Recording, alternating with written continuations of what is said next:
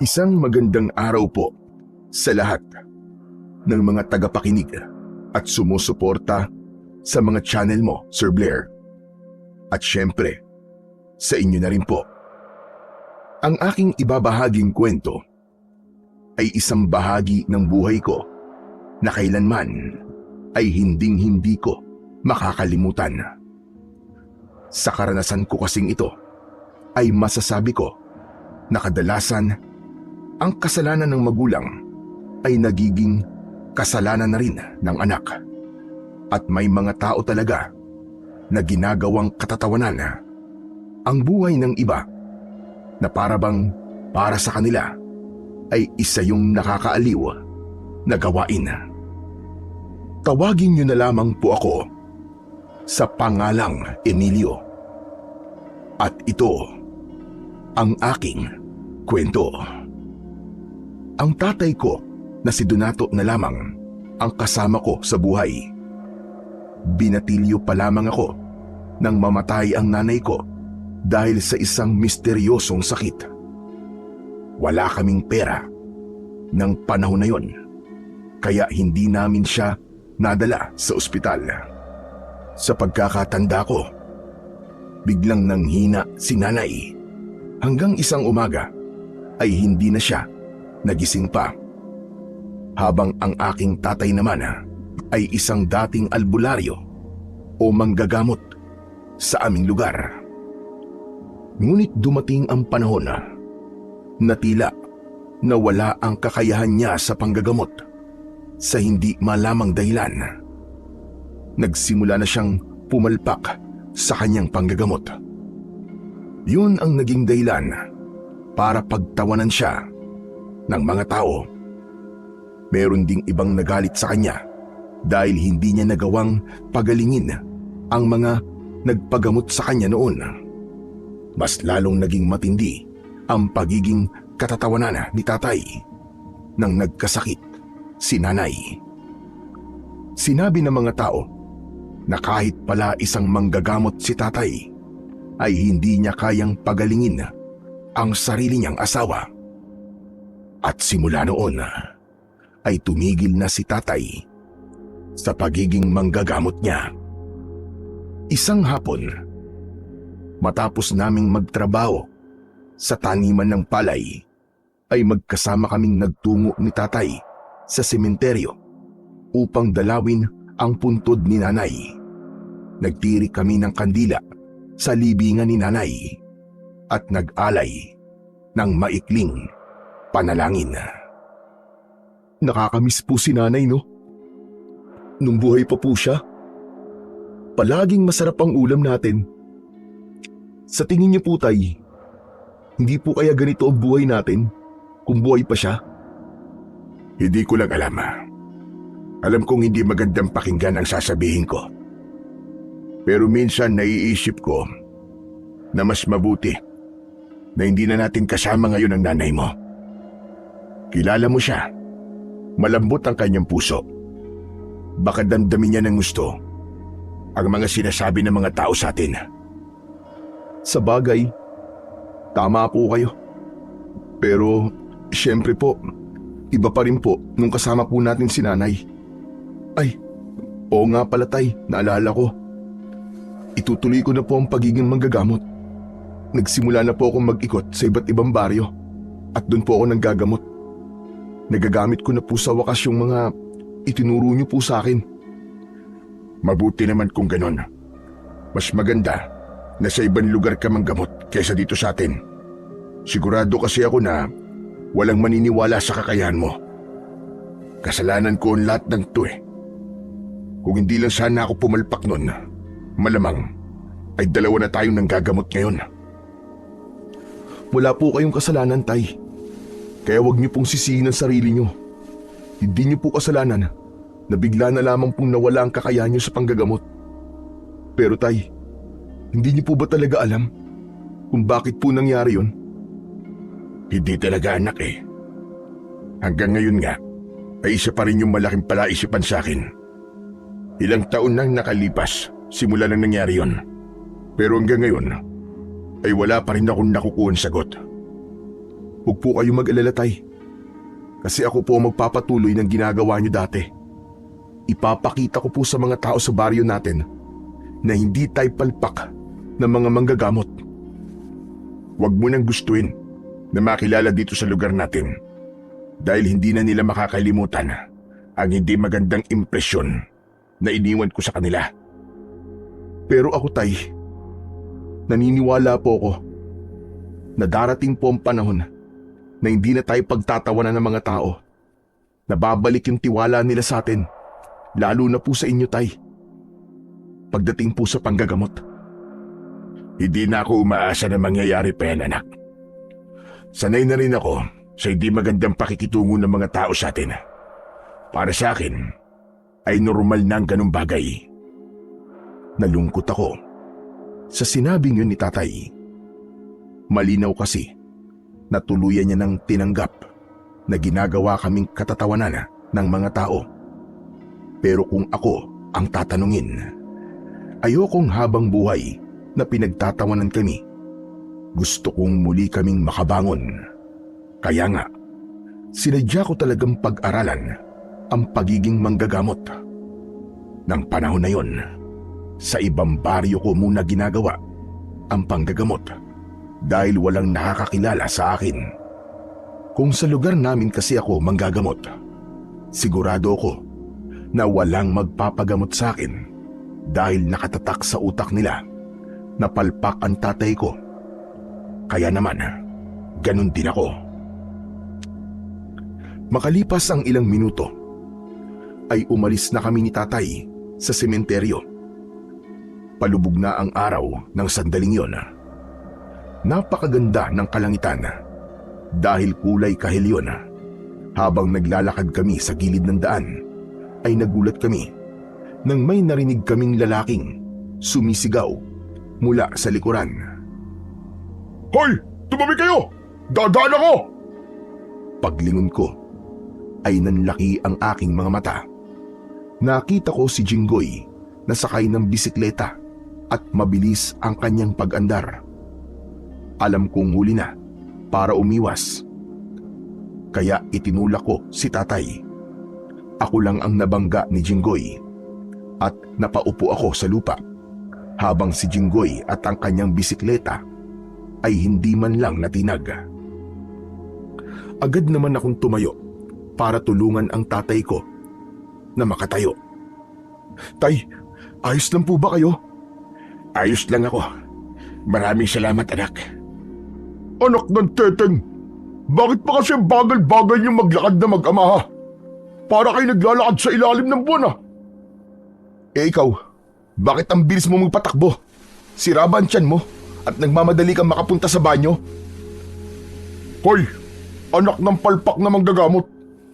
Hindi ko gusto ang tabas ng dila mo ah. Ako naman, hindi ko gusto ang tabas ng pagmumukha mo. Abat, loko ka. Ano ba gusto mo ha? Away? Sige, pagbibigyan kita. Umuusok ang ilong sa galit na bumaba si Jinggoy sa kanyang bisikleta. Susugurin niya sana ako pero agad na pumagitna si Tatay sa aming dalawa. Tama na yan, tama na yan. Hindi nyo kailangan mag-away. Eh yung anak mo pagsabihan mo. Napakatalim ng dila. Kaya dapat lang na pinapadugo ang bunganga niyan gamit ang kamao. Eh di subukan mo kung kaya mo. Baka pag yung nguso mo ang napaputok ko ay magsumbong ka naman sa tatay mo. Duwag! Sino duwag ha? Sino? Sinabi ng tama na eh. Jinggoy, ako na ang humihingi ng pasensya sa'yo. Tay, huwag kang mag-sorry sa mokong na yan. Wala tayong kasalanan sa kanya. Siyang may kasalanan sa atin kasi binangga niya tayo ng bulok niyang bisikleta. Mga bingin ba kayo? Hindi niyo ba narinig yung sigaw ko? Narinig namin yung sigaw mo. Pero sumigaw ka, malapit ka na sa amin. Sa tingin mo ba, makakaiwas ka agad kami sa'yo? Talaga nagdadailan ka pa para palabasin na ako may kasalanan ha? Eh ikaw naman talaga eh. Wala nang iba. Sinabi ng tama na eh. Tama na! Magsasalita pa sana ako nang nakita kong bumakas ang sakit sa muka ni tatay. Napahawak siya sa dibdib niya. May pag-aalala kong hinawakan ang braso niya habang hinahaplos ko ang likod niya. Tay? Tay, ano po nangyayari sa inyo, Tay? Hindi ko alam. Biglang sumakit ang dibdib ko. Halika na, Emilio. Umuwi na lang tayo. Jinggoy, pasensya ka na talaga. Sa susunod ay mag-iingat na kami. Yan! Ganyan nga! Kayo ang humingi ng tawad sa akin. Muling sumakay si Jinggoy sa bisikleta niya at mabilis siyang umandar papalayo. Matalim ang mga matang sinundan ko siya ng tingin. Noon pa man ay mainit na ang dugo sa akin ni Jinggoy. Nung nag-aaral kasi kami ay palagi kaming magkaklase at hindi ko alam kung bakit siya nakikipagkompetensya sa akin. Palagi kasing mas mataas ang grado ko sa kanya. Palagi din niya akong ginagawang katatawanan sa school at tinatawag niya akong anak ng palpak na manggagamot. Si Jinggoy ang pangunahing dahilan kung bakit hindi naging maganda ang karanasan ko sa eskwelahan mula elementarya hanggang high school. Inalalayan ko si tatay sa paglalakad dahil ramdam ko ang matinding sakit na nararamdaman niya. Nang nakarating na kami sa aming bahay, ay pinaupo ko siya at pinainom ng tubig. Kumusta na po ang pakiramdam niyo, Tay? Medyo masakit pa rin ang dibdib ko, anak. Pero hindi na ako nahihirapang huminga. Ano po kaya, Tay, kung magpunta na po tayo ngayon sa ospital? Ano namang ibabayad natin sa doktor, anak? Hindi mo na ako kailangan dalhin pa sa ospital. Magpapahinga lang ako sandali at sigurado ako na mamaya ay bubuti na ang pakiramdam ko. Pwede naman po siguro tayong humingi ng tulong kay Kapitan, Tay. Malay nyo, bigyan niya po tayo ng pera para ho sa pagpapacheck up nyo. Sa tingin mo ba ay tutulungan niya tayo matapos mong awayin ang anak niya si Jinggoy? Malamang sa oras na ito ay nakapagsumbong na si Jinggoy sa tatay niya. Pero hindi ba dapat labas ang away namin ni Jinggoy sa bagay na yun, Tay? Parang hindi mo naman kilala si Kapitan, anak. Para sa kanya, palaging tama ang anak niya. Kaya nga malakas ang loob ni Jinggoy na gumawa ng mga kalokohan dahil alam niya na palagi siyang sasaluhin ng kanyang tatay. Kaya nga nagalit ako sa iyo kanina. Nagsinagot mo si Jinggoy. Mas lalo lang nila tayong pagtatawanan at pag-iinitan. Nag-aalala lang naman po ako sa inyo, Tay. Di ko po kayang walang gawin kapag kayo na po nasaktan . Kahit na wala tayo sa posisyon para sumagot sa kahit na sino sa lugar na ito. Kaya sa susunod, Emilio, anak, kapag naulit ang ganung pangyayari, ay ikaw na lang ang umiwas o kaya ang magpakumbaba. Mas makakabuti para sa ating dalawa kung tayo mismo ang iiwas sa gulo. Kaya mo bang ipangako na hindi mo napapatulan si Jinggoy? Hindi ko po alam, Tay. Mangako ka sa akin, Emilio. Kailangan nating gawin ang lahat para hindi tayo mapansin ng mga tao rito. Kung gagawa ka palagi ng isyu, ay mas lalo sila magkakaroon ng dahilan para pag-initan tayo at pagtawanan. Siguro naman, nakukuha mo ang gusto kong sabihin. Magsasaing na po muna ako, Tay, para makakain na po tayo. Nagtungo ako sa kusina upang umiwas sa pag-uusap namin ni tatay. Hindi ko kasi kayang mangako sa gusto niyang gawin ko. Hindi ako ang klase ng tao na walang gagawin kapag alam kong mali ang ginagawa ng isang tao sa akin. Wala akong pakialam kung patuloy kaming pagtawanan o pagkaitan kami ng tulong ng kapitan dahil anak nito si Jinggoy. Para sa akin, hindi kami dapat pumayag ni tatay na tinatapak-tapakan kami ng lahat. Naniniwala ako na darating ang panahon na mababago ang tingin ng mga tao sa aming dalawa. Ngunit hindi ko masyadong inisip ang nangyari kanina sa amin ni Jinggoy. Mas inisip ko ang biglang pagsakit ng dibdib ni tatay.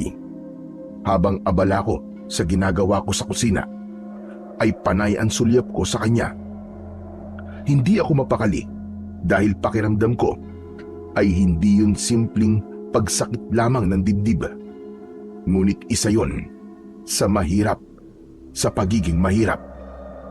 Wala akong kakayahan na dalhin kagad sa ospital ang tatay ko dahil kapos kami sa pera.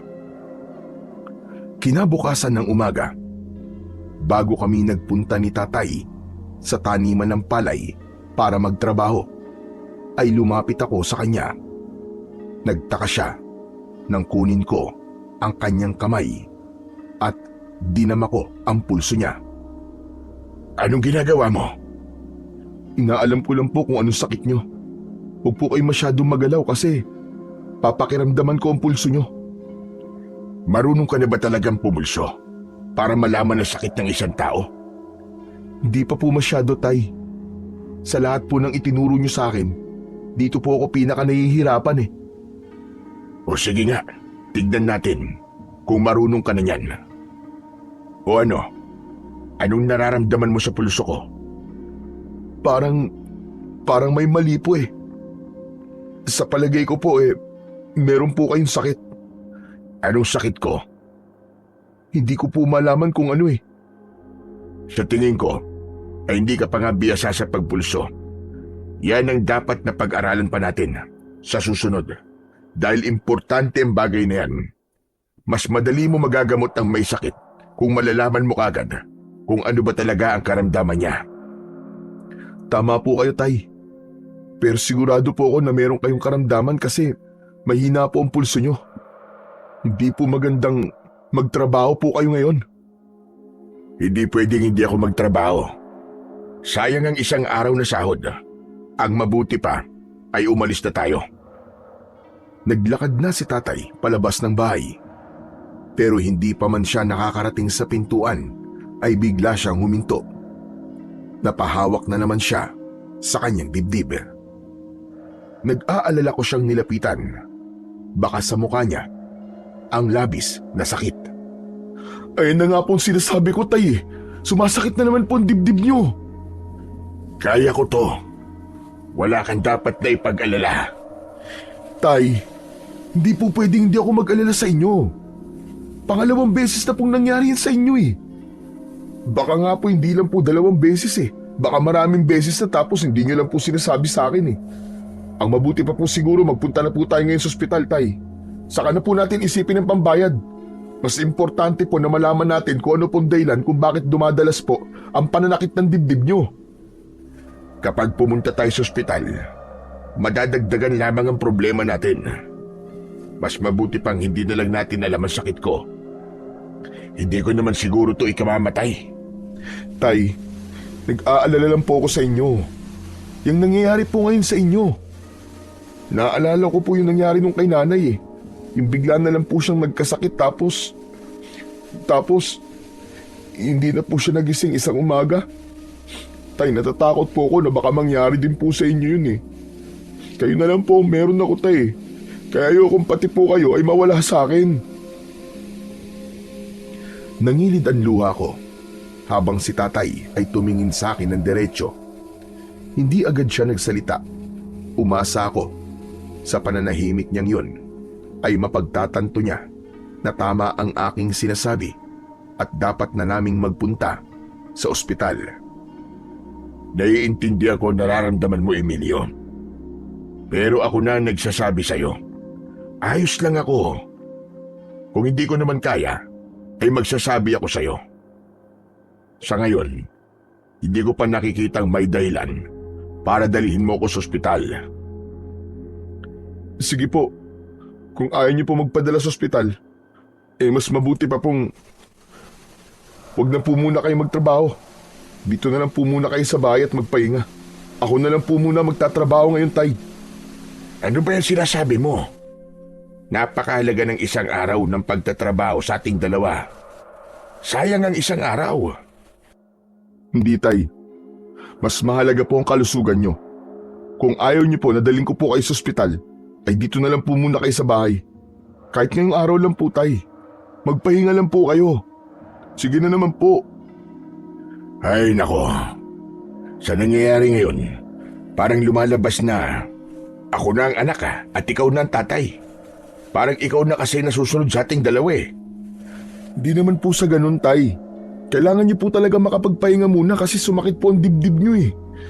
Tay, huwag po kayo mag-alala. Kasi kakausapin ko po si Sir Benjo. Sasabihin ko po kung bakit hindi kayo makakapagtrabaho ngayon. Sigurado naman po ako na maiintindihan niya po kayo. O sige, sa ngayon ay susundin kita. Dito lang ako sa bahay para makapagpahinga. O siya, sige, umalis ka na.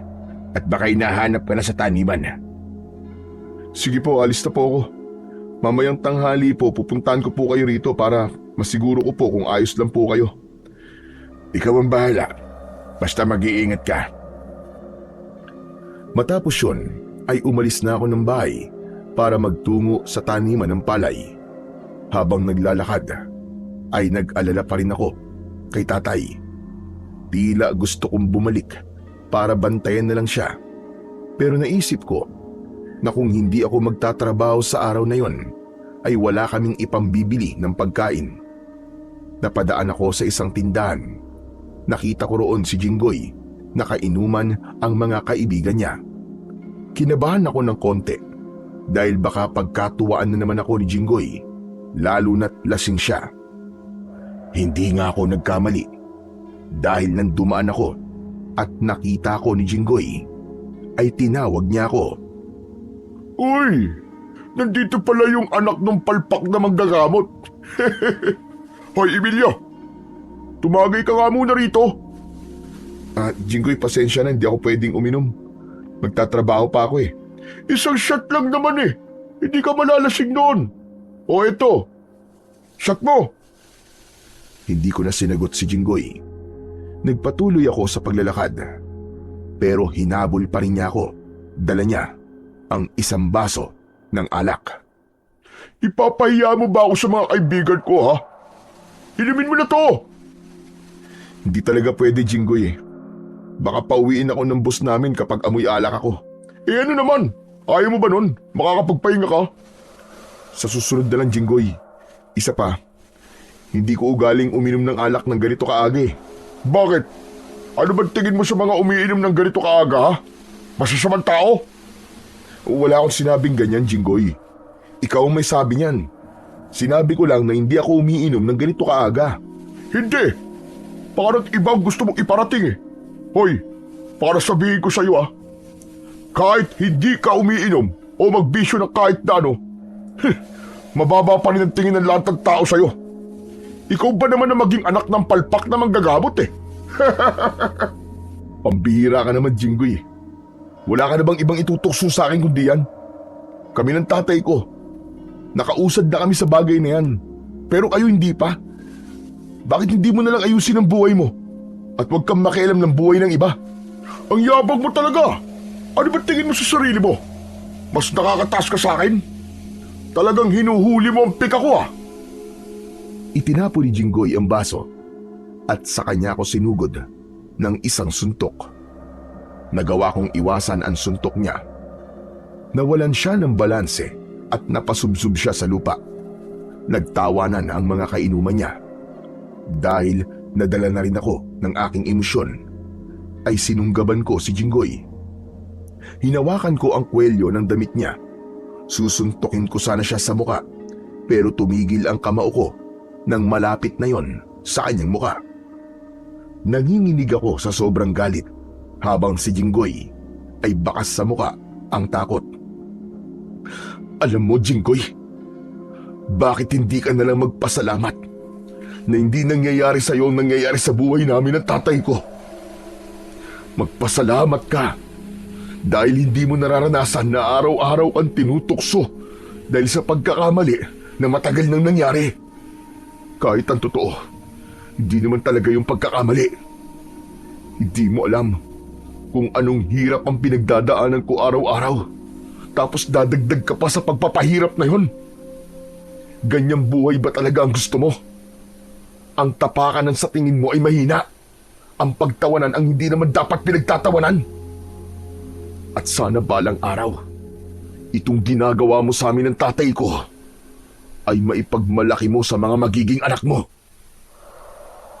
Maras kong binitiwan si Jinggoy at saka ako tumayo. Itinaas niya ang dalawa niyang kamay na parang sinasabi niyang hindi na siya lalaban. Napakabilis ng kabog ng dibdib ko nang naglakad ako palayo. Alam kong napuno na talaga ako kay Jinggoy, kaya ako nasabi ang mga yon sa kanya. Ngunit wala akong pagsisising naramdaman dahil alam ko na ang mga sinabi ko ay ang mga salitang dapat marinig ni Jinggoy at ng mga taong ginagawa kaming katatawanan. Nang nakarating ako sa taniman ng palay, ay medyo kalmado na ako. Hinanap ko ang amo namin na si Sir Benjo at sinabi ko sa kanya na hindi makapagtatrabaho si tatay dahil masama ang pakiramdam. Naintindihan naman niya yon. Matapos yon, ay itinuon ko na ang aking atensyon sa mga dapat kong gawin. Pagsapit ng tanghali, ay hindi ko na nagawang makauwi sa bahay gaya ng sinabi ko kay tatay dahil sa dami ng mga kailangan kong gawin. Inisip ko na lang na okay lang si tatay sa bahay at meron naman siyang pagkain doon. Hindi ko namalayan ang paglipas ng oras hanggang sa sinabi na sa amin ni Sir Benjo na pwede na kaming umuwi. Lumapit ako kay Sir Benjo at kinausap ko siya. Bumali ako sa kanya ng sahod at sinabi ko na gagamitin ko yon para magpa-check up si tatay. Madaling kausap si Sir Benjo kaya ibinigay niya sa akin ang perang kailangan ko. Habang naglalakad pa uwi ay masaya ko dahil meron na akong pera para mapatignan si tatay sa doktor. Hindi kasi ako matatahimik hanggat hindi ko alam kung wala ba kaming dapat na ikabahala sa madalas na pagsakit ng dibdib ni tatay. Sigurado ko na wala nang magiging dahilan si tatay para hindi siya magpatingin sa doktor dahil meron na kaming pera. Pagdating sa bahay ay nakabukas ang pinto. Pagpasok ko ay wala roon si tatay. Tay? Tay, nandiyan po ba kayo sa likod? Wala akong narinig na pagsagot. Inisip ko na baka umalis siya. Ang ipinagtataka ko lang ay kung bakit iniwan niyang nakabukas ang pinto. Napansin ko na wala pala kaming sinaing kaya nagtungo ako sa likod ng bahay para kumuha ng panggatong. Ngunit labis akong nagimbal sa nakita ko sa likod ng bahay. Nakahandusay si tatay sa lupa at tila wala siyang malay. Nagmamadali akong tumakbo palapit sa kanya at tinapik ko ang kanyang muka. Tay! Tay! Gumising po kayo, tay! Tay, ano po nangyari sa inyo? Tay, gising! Tay naman huwag kayo magbibiro ng ganito! Inilapat ko ang tenga ko sa dibdib niya. Mas lalo akong kinabahan dahil wala na akong naririnig na pagtibok ng puso. Nang pulsuan ko siya, ay wala na rin siyang pulso. Doon na bumuhos ang mga luha ko. Pero hindi pa rin ako nawalan ng pag-asa. Binuhat ko si tatay at tumakbo ako papunta sa gitna ng kalsada. Pinagtinginan ako ng mga tao. Parang awa niyo na! Tulungan niyo ako! Kailangan madala si tatay sa ospital. Nakikiusap ako sa inyo! Ngunit walang lumapit sa akin ni isa para tulungan ako. At nagbulungan lang sila. Nang sandaling yon, ay hindi ko na talaga alam ang gagawin ko. Napakalayo ng ospital sa amin at kailangan namin ng masasakyan. Alam ko na may ilan sa mga tao sa amin ang may tricycle. Pero yun nga, kahit isa, ay walang tumulong sa amin. Wala na akong nagawa kundi ang umiyak ng umiyak at ibalik si tatay sa loob ng aming bahay. Nang araw na yon ay binawian ng buhay ang tatay ko. Hindi ko na nalaman kung ano ang eksaktong ikinamatay niya, pero ang hinala ko ay meron siyang sakit sa puso. Pakiramdam ko ay pinagbagsakan ako ng langit ng panahon na yon. Kung alam ko lang sana na mangyayari yon, ay hindi na sana ako umalis para magtrabaho. Sana ay nanatili na lang ako sa bahay para nabantayan ko siya. Hindi ko na nagamit sa pagpapacheck up ni tatay ang perang ibinigay sa akin ni Sir Benjo. Bagkus, ibinili ko yon ng plywood para gawing kabaong ni tatay. Sa una't huling gabi ng burol ni tatay, ay tanging si Sir Benjo lang ang dumating para makiramay. Kahit yung mga dati niyang napagaling ay hindi man lang siya pinuntahan. Nang sumunod na araw ay nagdesisyon akong ilibing na si tatay.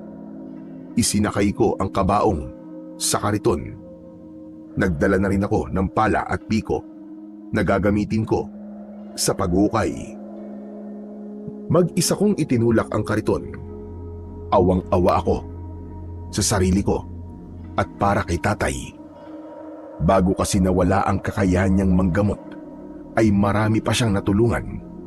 Hindi ko maintindihan kung bakit kahit sa huling sandali ay hindi man lang nila nagawang magpasalamat kay tatay. Habang tinutulak ko ang kariton, ay pinapanood ako ng mga tao. At sa hindi sinasadyang pangyayari, ay kumawala ang isang gulong sa unahan ng kariton. Bumagsak sa lupa ang kabaong ni tatay. Hindi ko na napigilang magalit nang may narinig akong may mga tumatawa. Isa-isa kong tinignan ang mga taong pinapanood ako. Ganyan ba talaga kayo kasama? Talagang nagagawa ninyong pagtawanan ang paghihirap ng kapwa nyo? Hindi niyo ba talaga kayang bigyan ng respeto si tatay? Kahit sa huling sandali lang niya. Bakit? Wala ba siyang nagawang maganda para sa inyo, ha? Wala ba siyang naitulong sa inyo? Wala ba siyang ambag sa mga buhay nyo? Ipapaalala ko lang sa inyo na bago siya nawala ng kakayahang manggamot, ay sa kanya kayo tumatakbo kapag may sakit kayo. Ang sasama ninyo. Ngunit walang epekto ang mga sinabi ko dahil may iba pa ring patuloy sa pagtawa. Ang iba naman ay napayuko at pumasok sa kanilang bahay. Ibinaba ko na sa kariton ang kabaong ni tatay. Ipinatong ko sa kabaong ang pala at piko at hinila ko na lamang yon. Napahinto ako nang nakita ko si Jinggoy na papalapit sa akin. Hahawakan sana ni Jinggoy ang kabaong ni tatay, pero malakas kong tinabig ang kamay niya. Ano na naman gagawin mo, ha? Pwede ba? Ibigay mo na sa akin ang araw na to. Araw to ng paglilibing ko sa tatay ko. Kaya wag mo nang dagdagan pa ang pasanin ko. Ano ka ba, Emilio? Hindi ako narito para bisiting ka o makipag-away sa'yo. Nandito ako para tulungan ka. Hindi ako naniniwala sa'yo. Umalis ka na! Wala akong tiwala sa'yo! Hindi kita masisisi kung ganyan ang iniisip mo sa akin. Pero masyado kasing tumusok sa puso ko yung mga sinabi mo nung huling beses tayo nag-usap eh. Doon ko napagtanto kung gaano ako kasamang tao. Naisip ko na mali ang ginagawa kitang katatawanan. Tsaka Emilio, gusto ko ring humingi ng tawad sa'yo. Hindi naman kita pipilitin patawarin ako kasi alam ko na mabigat talaga ang mga nagawa ko sa inyo ng tatay mo eh. Pero gusto kong malaman mo na bukal sa loob ko ang pagsisisi ko. Hindi ako makapaniwala sa mga sinabi ni Jinggoy.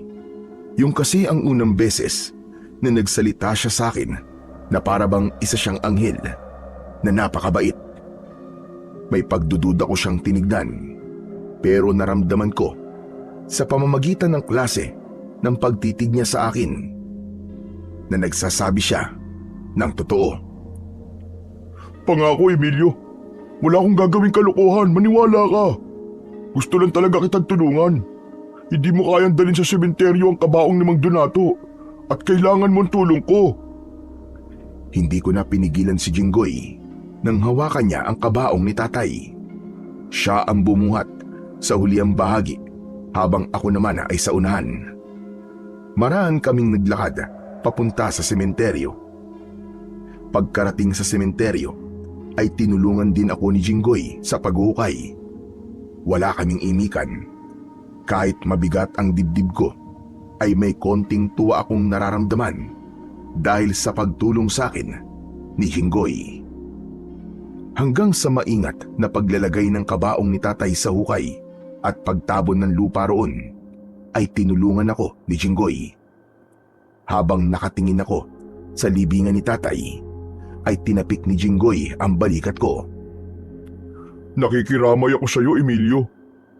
Naiintindihan ko nararamdaman mo kasi namatayan din ako ng nanay. Maraming salamat pala sa tulong mo, Jinggoy, ha. Alam mo, sa lahat ng tao rito, ikaw ang pinakahuling naiisip ko na gagawin to sa akin. Hindi pa rin ako makapaniwala na nangyayari to.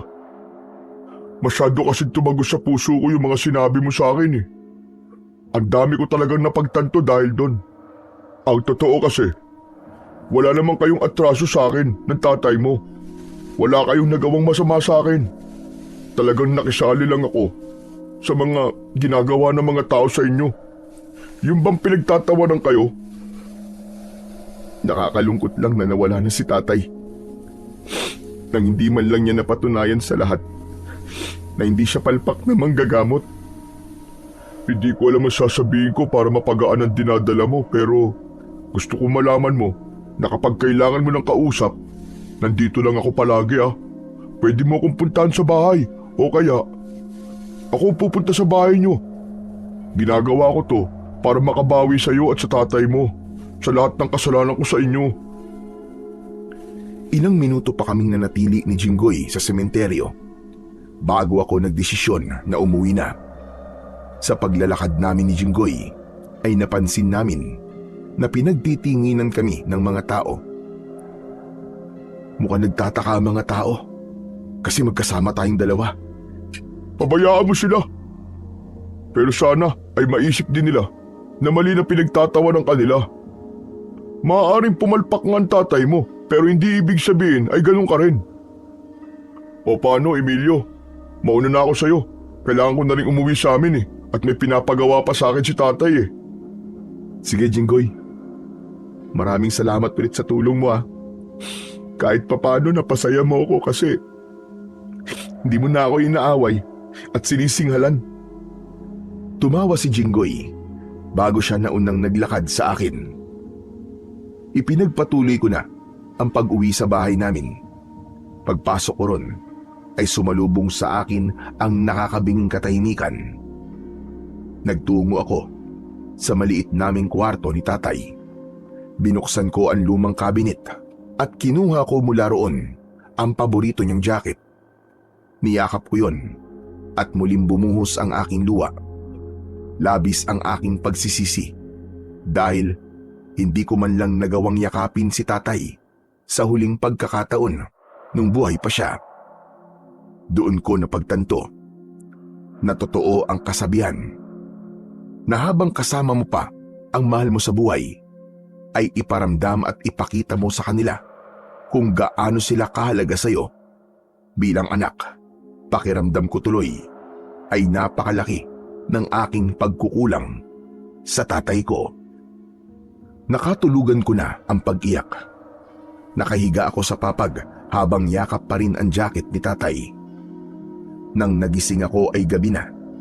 Madilim na ang buong kwarto. Ngunit nagtaka ko dahil nakasindi ang gasera sa may sala. Maliwanag pa noong nakatulog ako, kaya imposible na ako ang nagsindi nun. Ang unang pumasok sa isip ko ay merong ibang tao sa bahay. Kaya naman, mula sa ilalim ng papag ay kinuha ko ang mahabang 2x2. Maingat at tahimik akong lumabas ng kwarto. Sa kusina ay may nakita akong nakatalikod na matandang lalaki. Nakaharap siya sa lutuan at tila may ginagawa siya roon. Kinabahan ako dahil baka magnanakaw ang matanda. Kaya naman, dahan-dahan akong lumapit sa kanya. Pero nang malapit na ako sa kanya, ay bigla siyang humarap. Nagulat siya dahil akmang ihahampas ko na sa kanya ang 2x2 na kahoy. Teka, sandali lang! Bakit mo ko hahampasin yan? Hindi mo ba ako nakikilala? Lolo Martin? Sino pa ba? Ano bang akala mo sa akin? Magnanakaw? Aba, kung magnanakaw ako, hindi ko papasukin ang bahay na ito. Aba, tignan mo naman. Sa labas pa lang mukhang wala naman akong mananakaw dito na maibibenta ko ng mahal. Si Lolo Martin ay tatay ni Nanay. Dati ay kasama namin siyang nakatira sa bahay na yon. Pero nang namatay si Nanay, ay doon na siya sa anak niya sa Maynila na nirahan. Ano pong ginagawa niyo rito, Lolo Martin? Masama bang bumisita ako rito? Dito naman ako nakatira dati, di ba? Nandito ako para magbakasyon. Baka kasi nagtatampo na kayo sa akin. Kasi simula nang umalis ako, ay hindi ko na kayo dinalaw. Teka lang, nasan pala ang tatay mo? Pagdating ko rito kanina, ay wala siya. Ikaw naman, ay tulog na tulog. Kaya hindi na kita inabala. Lolo Martin, wala na po si tatay. Teka, anong ibig mo sabihin wala na? Umalis pa siya. Abay, saan siya nagpunta? Patay na po siya. Kanina ko lang po siya inilibing sa sementeryo. Sa tingin ko po sakit sa puso po ang ikinamatay niya kasi bago po siya namatay, palagi po sumasakit ang dibdib niya. Diyos ko, mahabagin langit! Hindi ko akalain na ganyang balita ang sasalubong sa akin sa pagbabalik ko rito. Sumalangit nawa ang kaluluwa ni Donato. Biglaan po talaga ang lahat ng nangyari. Pag uwi ko po rito galing sa trabaho nung isang araw, yun na nga, naabutan ko po si tatay na wala na pong buhay. Habang nakatingin ako kay Lolo Martin, ay napansin ko ang pagbakas ng takot sa kanyang muka habang nangingilid ang kanyang luha. Diyos ko! Nagsisimula ng mangyari ang sumpa ni Basilia. May sinasabi po ba kayo, Lolo Martin? Ay wala. Pero kailangan mo na sumama sa akin sa Maynila. Bukas ay aalis na tayo. Doon ka na muna sa bahay ng tita Mayang mo. Sigurado ko napapayag siya kung isasama kita roon pagbalik ko. Bakit naman po ako aalis dito? Saka ang akala ko po ba magbabakasyon po kayo rito. Tapos biglang sasabihin niyo po sa akin na aalis na po kayo bukas. Basta, huwag ka na maraming tanong. Mamaya ay mag-empake ka na ng mga damit mo. Pero Lolo Martin, hindi po ako pwedeng umalis dito. Ayoko pong iwan tong bahay dahil mapapabayaan po to kung walang titira dito. Bakit bang tigas ng ulo mo? Kapag sinabi kong aalis ka rito na kasama ako, ay yun ang gagawin mo. Teka, wala bang pagkain dito? Kanina pa ako nagugutom. Sandali lang po at bibili lang po ako ng bigas at ulam sa labas. Kumuha ako ng pera at lumabas ako ng bahay para magpunta sa tindahan. Bumili ako ng itlog, tuyo at 1 kilong bigas. Habang naglalakad ako pabalik ng bahay, ay puno ako ng pagtataka. Hindi ko maintindihan kung bakit nang nalaman ni Lolo Martin na patay na si tatay, ay bigla niyang sinabi na kailangan na naming umalis sa Ito lugar na ang yon. inyong lola. Nang nakauwi na ako, ay agad kong inasikaso ang pagluluto. Maya-maya pa, ay sabay na kaming kumakain ni Lolo Martin. Sinubukan ko siyang tanungin sa dahilan kung bakit aalis siya na kasama ko. Pero naging tikom naman ang bibig niya. Kilala ko ang lolo ko. Kapag ganun na ayaw niyang magsalita, ay hindi talaga siya magsasalita. Kahit na mapanis pa ang laway niya. Kaya hindi ko na pinilit pang sagutin niya ang mga tanong ko. Kinabukasan ng umaga, pagising ko, ay naabutan ko si Lolo Martin na nakabihis na. Nakaupo siya at sa tabi niya ay naroon ang kanyang traveling bag. Nakapag-empake ka na ba? Tara na, para makaalis na tayo. Sa istasyon ng bus na lang tayo mag-almusal. Lo, pasensya ka na po pero hindi po ako sasama sa inyo. Gaya po ng sinabi ko kagabi, hindi ko po iiwan tong bahay namin. Bakit ba ayaw mo sumunod sa akin? Ganyan ka ba pinalaki ng nanay at tatay mo? Lo, naguguluhan po kasi ako sa nangyayari. Bakit po bigla nyo na lamang pong naisipan na umalis kasama ako? Samantalang ang una nyo pong sinabi ay nandito po kayo para magbakasyon. Talagang hindi ka titigil hanggat hindi ko sinasabi sa iyo ang rason, ano? Di po talaga. Kaya mas maganda po kung sasabihin nyo na lang po sa akin kung anong totoo. Halika. Umupo ka rito sa tabi ko. Sa palagay ko ay dapat mo nang malaman ang dahilan kung bakit kailangang umalis na tayo rito. Umupo ako sa tabi ni Lolo Martin. Seryoso ang mukha niya habang nakatingin sa akin. Kahit wala pang sinasabi si Lolo, kinabahan na kagad ako. Isinumpa ng isang aswang na mangkukulam ang baryong ito, Emilio. Ang pangalan niya ay Basilia. Napakalaki ng kasalanan ng buong baryong ito kay Basilia. Bakit po? Ano po bang ginawa ng mga tao rito kay Basilia? Nangyari ang lahat ng yon nung sanggol ka pa lamang. Kaya hindi mo ito alam. Si Basilia ay isang matandang babae na naninirahan malapit sa gubat. Tahimik siya at mag-isa na siya sa buhay. Alam ng lahat na isa siyang mangkukulam, kaya ilagang marami sa kanya. Hanggang natuklasan ng mga tao ang isa pang pagkatao ni Basilia. May mga nakakita na naging aswang si Basilia. At isang gabi, sumakto pa na may iba pang aswang ang sumalakay dito noon. Ang nangyari tuloy, pinagbintangan ng mga tao na si Basilia ang may kagagawan ng pagsalakay na yon. At ang tatay mo, si Donato, siya ang nanguna sa pagtugis kay Basilia. Nagkaisa ang lahat para pagbayarin si Basilia sa kasalanang hindi naman siya ang may kagagawan. Sinunog nila ang bahay ni Basilia isang gabi habang naroon siya sa loob. Pero kinabukasan, nang halugugin nila ang sunog na bahay ni Basilia, ay hindi nila nakita ang katawan nito. Ano pong nangyari kay Basilia? Buhay pa po ba siya? Isang gabi, nagising kaming lahat nang marinig namin ang galit na pagsigaw ni Basilia. Isinumpa niya ang baryong ito. Aniya, darating ang araw na makakaranas ng matinding paghihirap ang baryong ito at papatayin niya ang lahat ng nakatira rito.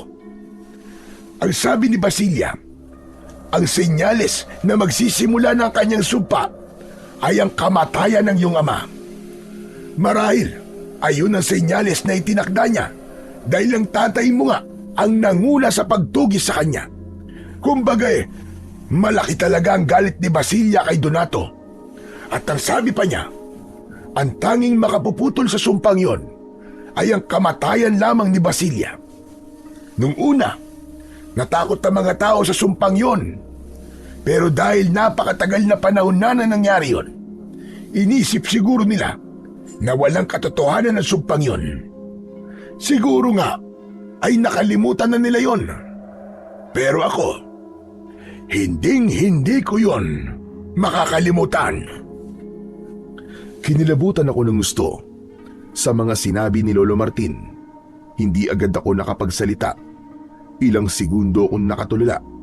Hindi ko alam kung ano ang sasabihin ko. Kaya gusto kong umalis na tayo rito ay dahil magsisimula na ang sumpa ni Basilia.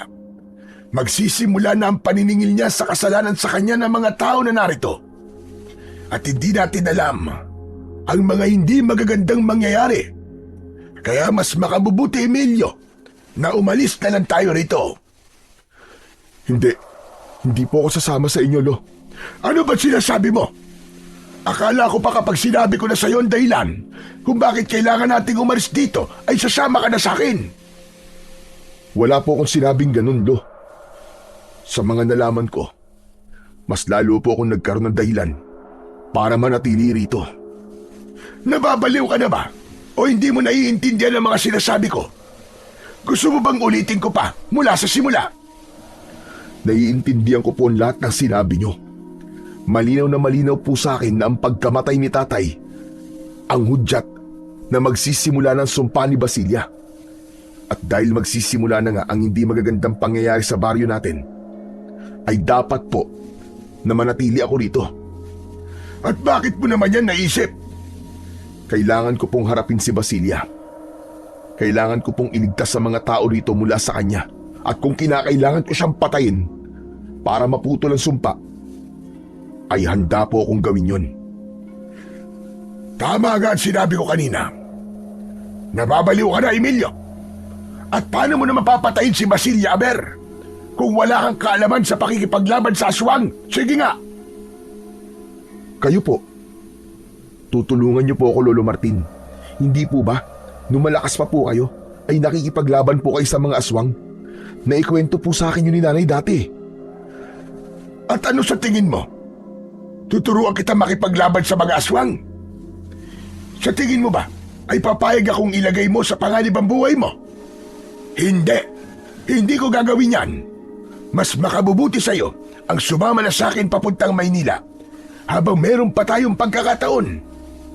Hindi natin alam kung anong hindi magagandang bagay ang mangyayari sa mga susunod pang araw.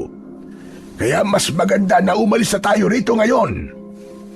Pero alam niyo naman po, Lo, kung anong tingin ng mga tao dito sa amin. Alam niyo po na dahil sa pagkawala ng kakayahan ni tatay na manggamot, ay ginawa kaming katatawanan ng mga tao rito. Oh, yun na nga eh. Tapos gusto pang tulungan ng mga taong yon. Talagang naisipan mo pang tulungan sila matapos ng hindi magandang pagtrato nila sa inyo. Alam ko po na kung nabubuhay lang po si tatay, ay papayag po siya sa desisyon ko to. Kahit hindi po niya sinabi, ramdam kong gusto niyang bumalik ang respeto sa amin ng mga tao at naniniwala po ako na ang paraan upang mangyari yun ay kapag nakita ng mga tao na sa kabila ng hindi magandang pagtrato nila sa amin, ay kabutihan pa rin ang isusukli ko sa kanila. Anak ka nga talaga ng tatay mo. Parehas kayo na kapag may gustong gawin ay walang kahit na sino ang pwedeng makapigil. Desidido ka ba talagang gawin yan? Opo, Lolo Martin. At wala po akong nakikitang dahilan para magdalawang isip. Ay nako, ano pa nga bang magagawa ko kung desidido ka na? Kahit kaladkarin pa kita palis sa lugar na ito, ay paniguradong babalik at babalik ka pa rin dito. Sige, pumapayag na ako sa gusto mo. Hindi na kita pipiliting umalis. At sasangayin din kita sa pakikipaglaban sa mga aswang. Talaga po, Lolo Martin? Naku, maraming salamat po, Lo. Sa sobrang tuwa ko, ay nayakap ko ng maigpit si Lolo Martin. Maraan namang tinapik ni Lolo ang likod ko. Basta, ipangako mo sa akin, iyo, na magtatagumpay ka sa kung anong gusto mong gawin. At kapag napatay mo na si Basilia, mangako ka rin sa akin na aalis na tayo rito at doon na tayo maninirahan sa Maynila. Opo, Lolo Martin. Nangangako po ako sa inyo. Pero sandali, paano po itong bahay kung aalis po ako dito? Pwede mo naman itong dalawin paminsan-minsan. Pwede kang magbakasyon dito ng ilang araw. Alam mo, Emilio, mas magiging magandang buhay mo doon sa syudad. Malay mo, pag-aralin ka pa ng tita Mayeng mo, gaya ng ginawa niya sa iba mong pinsan. Nang sandaling yon, ay pumayag na ako sa gustong mangyari ni Lolo Martin. Ang tanging gusto ko lang kasi ay muling may mapatunayan sa mga tao. Ang gusto ko, kung sakaling aalis ako sa lugar na yon, ay aalis ako na may maiiwan akong magandang alaala sa mga tao roon. Sa araw din na yon ay nagtungo kami ni Lolo Martin sa libingan ni Tatay. Hindi na napigilan ni Lolo ang umiyak. Maging ako ay naiyak na rin. Bago kami umalis sa sementeryo, ay sinabi ko kay Tatay na ililigtas ko ang baryo namin mula kay Basilia, at ang bagay na yon ay inaalay ko sa kanya. Pag-uwi namin sa bahay, ay agad na sinimulan ni Lolo Martin ang pagsasanay sa akin sa pakikipaglaban sa aswang. Itinuro niya sa akin ang paggamit ng itak bilang sandata. Kahit hirap na siyang kumilos, ay pinilit pa rin niya akong turuan.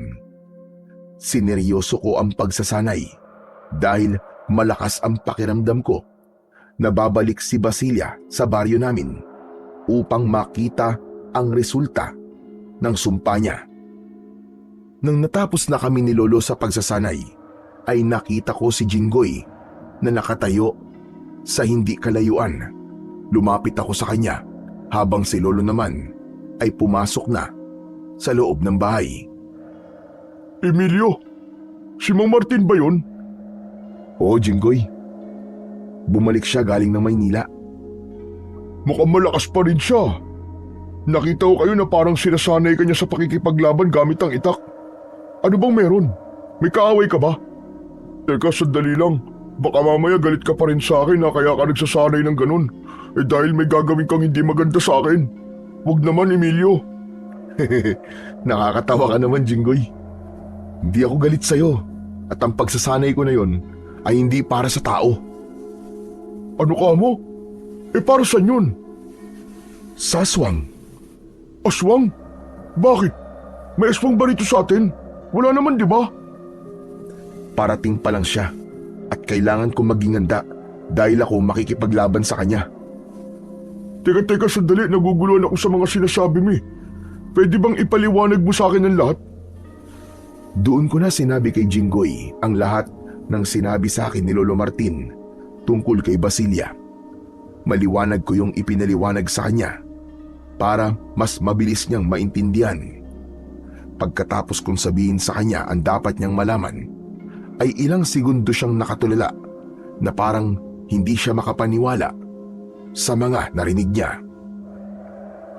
Alam mo, Emilio, natatandaan ko na dati na ikwento nga yan ni Tatay sa akin. Isa raw aswang na mangkukulam ang isinumpa itong baryo natin. Pero sabi niya, hindi daw totoo ang sumpang yun kasi napakatagal ng panahon na nakalipas, pero hanggang ngayon ay hindi naman nangyayari ang sumpa ni Basilia. Pues, mukhang mangyayari na yun ngayon dahil namatay na si Tatay. Ang sabi ni Lolo, sinabi daw ni Basilia na ang pagkamatay ni Tatay ang senyales na magsisimula ng mangyari ang sumpa ni Basilia. Ibig sabihin, may mga hindi magagandang mangyayari dito sa atin at papatayin din ni Basilia ang mga tao rito. Ganun na nga, Jinggoy. Wala kaming ideya kung anong masasamang mangyayari, kaya kailangan natin maging handa. Kung ganun, kailangan ko palang kausapin si Tatay tungkol dito. Sigurado ako na kung siya magsasabi sa mga tao, ay papaniwalaan siya ng mga yun. Tama. Maganda ang naisip mo. Kasi may tiwala ang mga tao sa tatay mo kasi siya ang kapitan dito eh. Jinggoy, malaking tulong yung gagawin mo. Salamat. Kailangan ko na palang umuwi para makausap ko na si Tatay. Sige, Emilio, sa susunod na lang ulit. Sige, salamat uli. Matapos yun, ay nagmamadaling umalis si Jinggoy. Para sa akin, ay sakto na naging magkaibigan na kami ni Jinggoy dahil kailangan ko talaga ang tulong niya para kausapin ang tatay niya. Pumasok na ako sa bahay at naabutan ko roon si Lolo sa kusina na umiinom ng kape. Hindi ba si Jinggoy yung kausap mo? Yung nangunguna sa pag-aalas ka sa'yo? Opo, siya nga po yun. Pero wala na, tapos na po yun. Magkaibigan na po kami ngayon. Aba, Isang Himalaya ata yan. Natatandaan ko pa nung nag-aaral ka pa. Madalas umuuwi kang umiiyak. Dahil inaway ka ng mokong na yon. Anong nangyari? Bakit bigla kayo naging magkaibigan? Lolo Martin, mahabang kwento po. Pero para sagutin ko ang tanong nyo, napagtanto lang po niya na mali po ang ginagawa niya sa akin nun. Tamang-tama nga po kasi matutulungan niya tayo. Anong klaseng tulong? Sinabi ko po kasi sa kanya na maaaring mangyari na yung sumpa ni Basilia. Kakausapin po niya ang tatay niya tungkol doon para masabihan po ang mga tao. Kapitan po kasi rito ang tatay niya at sigurado ko na mas makikinig sa kanya ang mga tao. Maganda nga yung naisip nyo. Mas maganda kung magiging handa ang mga tao, lalo na't hindi natin alam kung ano ang mga mangyayari sa susunod pang mga araw. Kahit wala akong ideya kung anong klaseng sumpa ang dadapo sa baryo namin, ay hindi ko pa rin maiwasang kabahan. Ngunit mas lalo kong kinabahan nang mapagtanto ko na kailangan kong patayin si Basilia upang mawala ang sumpa. Hindi ko kasi alam kung gaano siya kalakas at kung kaya ko ba siyang talunin, lalo na't wala naman akong karanasan sa pakikipaglaban sa aswang. Kinabukasan ay itinuloy namin ni Lolo Martin ang pagsasanay. Kahit paano ay nakuha ko na kagad ang mga itinuro niya sa akin. Pinuri pa nga niya ako kasi napakabilis kong matuto.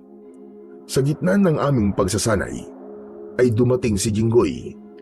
Huminto muna kami ni Lolo para kausapin siya sa loob ng aming bahay.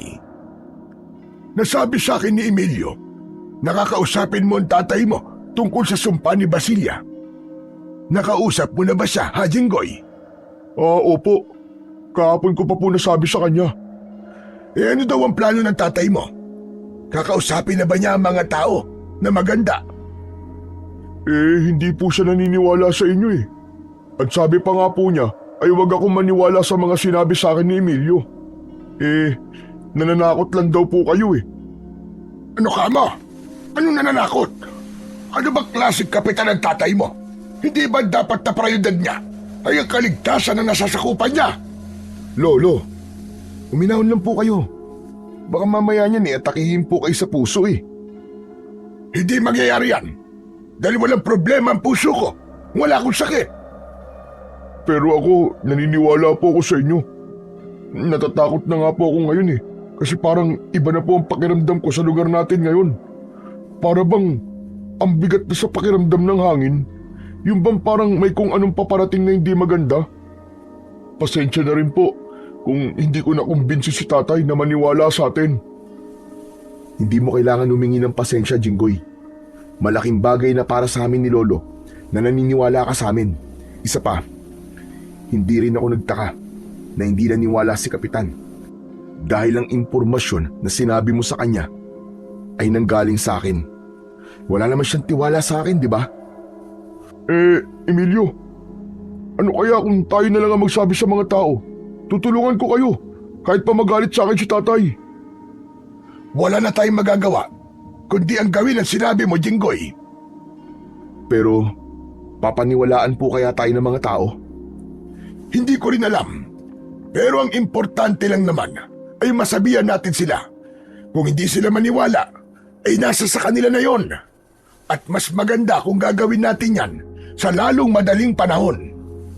Ngayon na po natin gawin. Meron pong megaphone sa bahay na ginamit na ni tatay sa pangangampanya.